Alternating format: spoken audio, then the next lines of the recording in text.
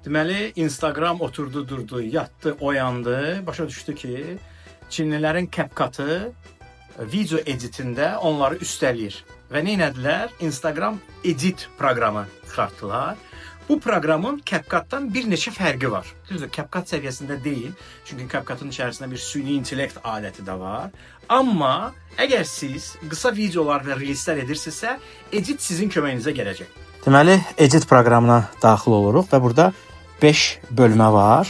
Birinci gördüyümüz bölmə sticker bölməsidir. Bu CapCut-da yoxdur. Yəni, hər hansı bir ideya görürüksə, bu ideyanı bura yaza bilərik. Daha sonra soya bölməsində artıq biz reelslərə baxa bilərik və bu reelslərin səsindən istifadə edə bilərik.